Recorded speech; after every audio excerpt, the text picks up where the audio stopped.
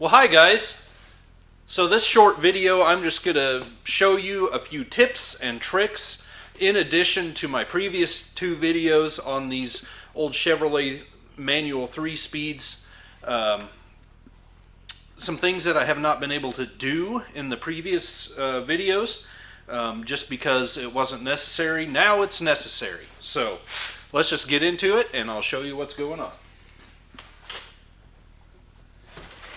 All right, the first bit of updates and editorials and information I want to share with you here is that I finally have a transmission that I'm working on that has bad ball bearings. Not that I've been hoping for it. I would much rather have the good originals, although this is not Hyatt, which is an original company supplier that I'm used to seeing.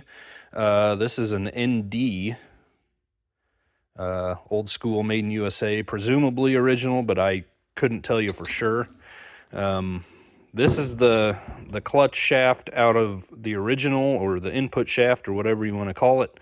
Well, out of the one I'm working on. This is out of one that the customer, he brought two transmissions, thinking I may need extra parts, which has been a good thing. The parts transmission bearing is very rough. This one is much better, but it's still, you can tell, it's still not 100% smooth. So we'll be replacing bearings in both ends. You can hear the rough spot in the rear one as well.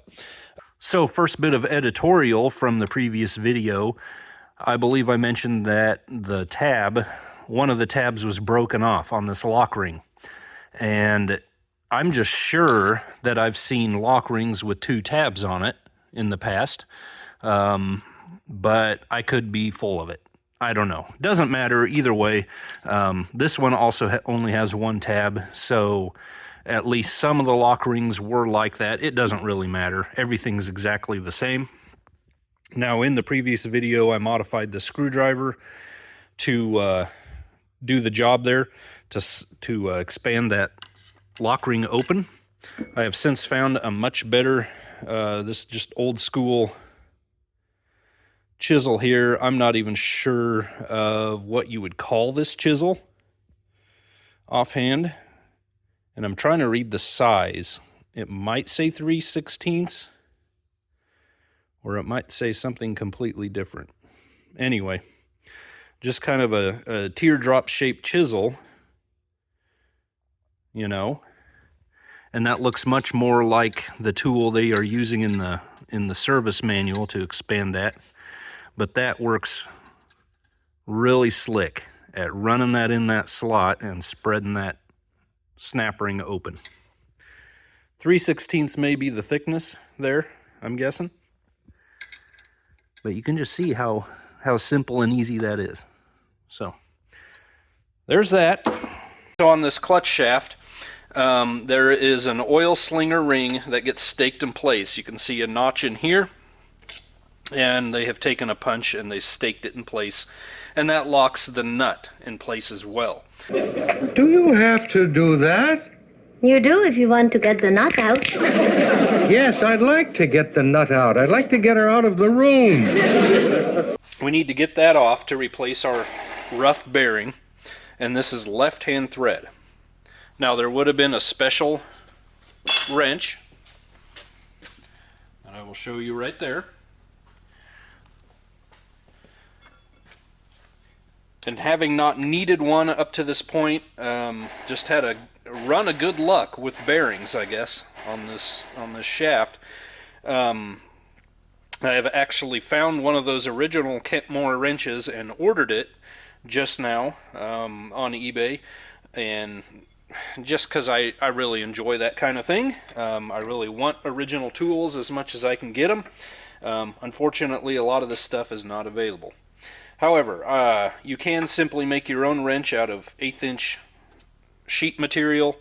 This was actually a previously made wrench that I had made for another purpose at another job, and it had an 1 1/8" cut out for doing chain tensioners, and I thought This was back at work at my dad-in-law's shop. I knew I had cut out a bunch more blanks and threw them in a drawer because that was a tool we needed on a regular basis on the service trucks. And I went over, and unfortunately I needed 1 5/8 inches. So to get this done today, I cut it out, and it just made it way too thin. You can see I added weld on this one side because it just wants to split open, bend open. But anyway, we got it. What helped, actually, in this case, because it was not wanting to work with this wrench, is just take a punch, get it in their stake punch hole there, and I tapped it to the side, and that got it over that point, and now we can hopefully get the nut off. The wrench still isn't wanting to do a great job, but it'll work on this particular job, and then for the next one we will have the correct wrench. So there's your nut, just one piece. Oh, it's good.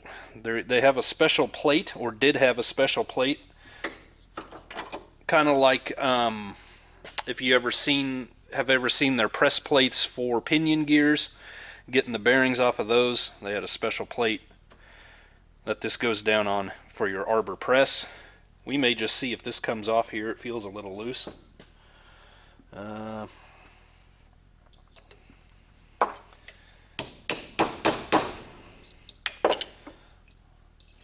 it goes over the threads, we may just get it.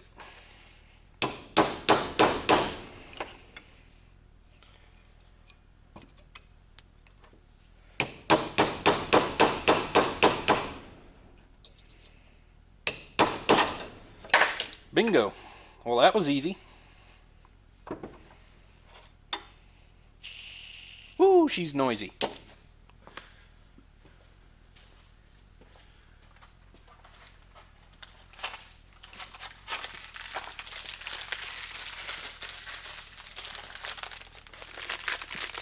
New bearings from Chevs of the 40s.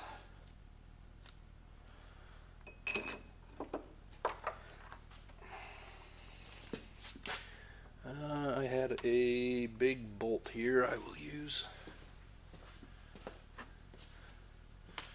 Still don't have a brass punch in this shop. Guys gotta get to town.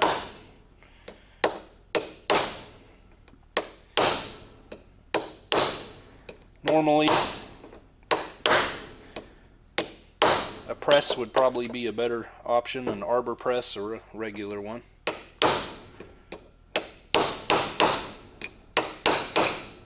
Seeing as how this one's going on kind of slick, we'll just deal with it.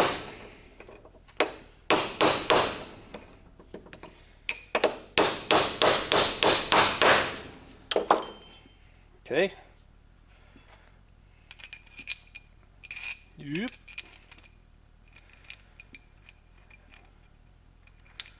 Left-hand thread.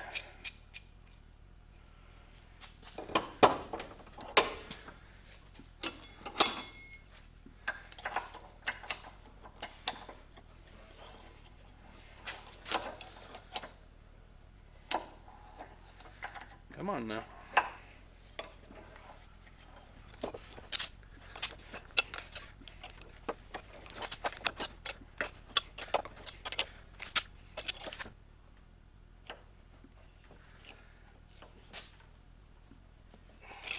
Okay, I've got it to where it was originally staked. I would like to get it a little bit past because it was kind of slightly loose. That'll do it. Center punch.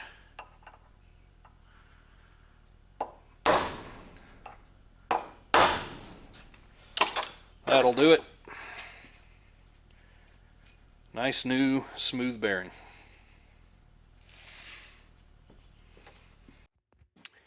Now another thing I wanted to show you guys, I didn't really do a good job of detailing thrust washers. These are the two little ones, the originals out of this transmission for the reverse idler gear, and that's just a straight replacement with your rebuild kit. These are for the counter shaft for the cluster gear, and when you stack all these together and you compare them with the new ones you get in the kit, most likely you will find the new stack is much thicker than this. These main ones may be about the same thickness. I haven't exactly measured them, but certainly the thin backup, you know, the ones you can play around with your adjustments on, the thinner ones, these are certainly much thicker, or at least, you know, maybe these started out thicker, but I don't think so. What I'm saying is, you most likely, at least I never have, been able to put the same number of shims that came out of it back into it from the new kit. There's just more meat there. So usually the new thick ones with these notches in it, usually that's all I end up putting back in it, are the two new ones for this. And you can see I just barely have any movement. There's hardly anything. I can't possibly get even one of these into it.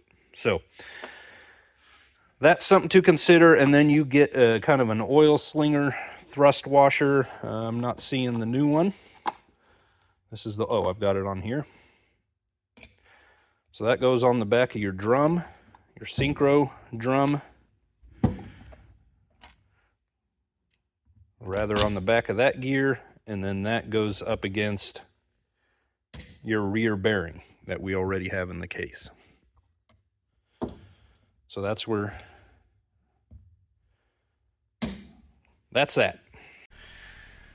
All right, I've got so much stuff building up on this workbench, it's getting ridiculous.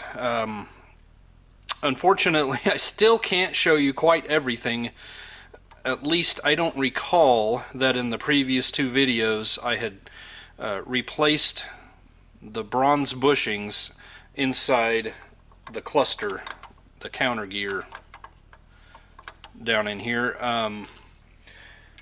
So I went ahead and got the bushings from Chevs of the 40s, and really you have to break them out. It's much like in the previous video. I know for sure I replaced the synchronizer, what they call drums in the service manual, and if you'll recall, there were holes in here.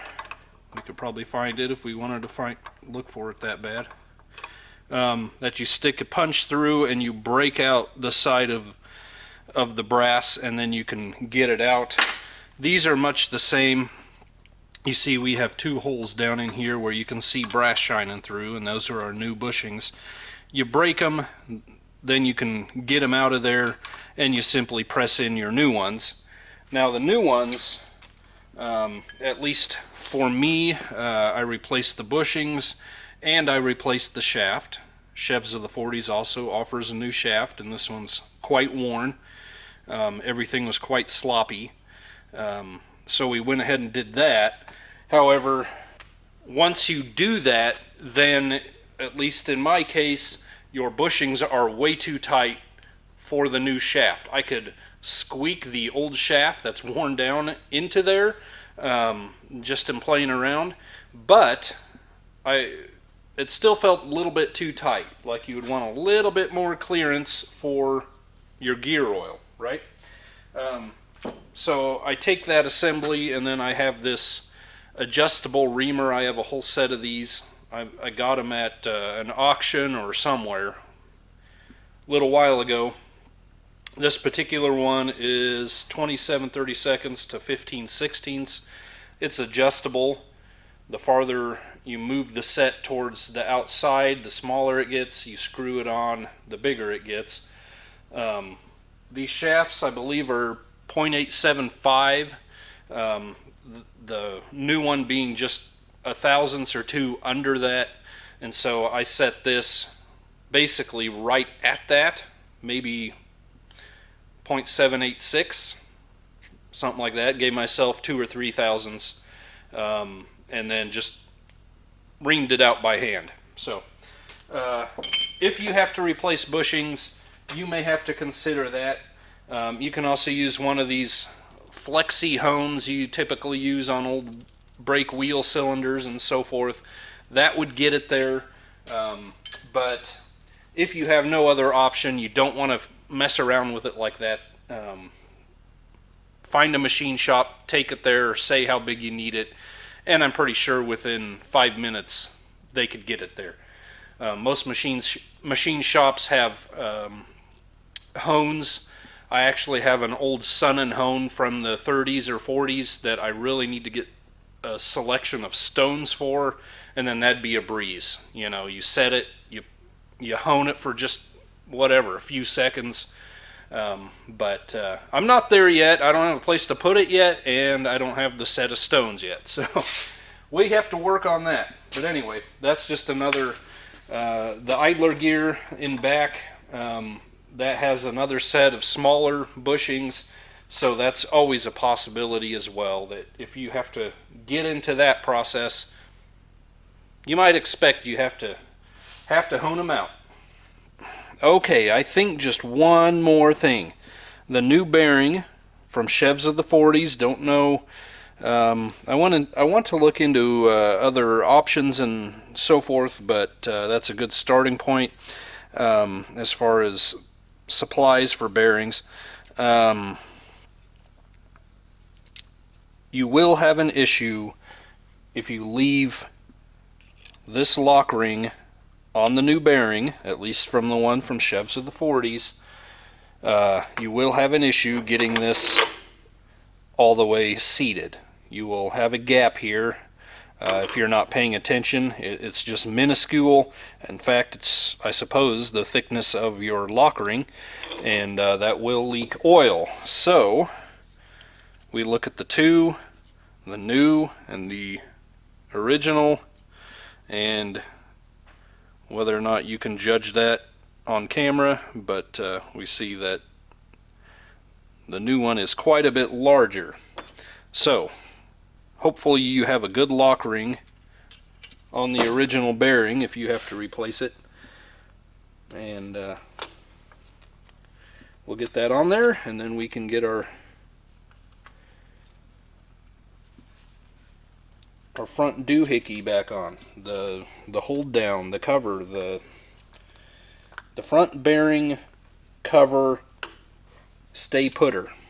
I haven't published this yet, and so this showed up in the mail, and let's just take a quick look. I don't know if we can even read that right now.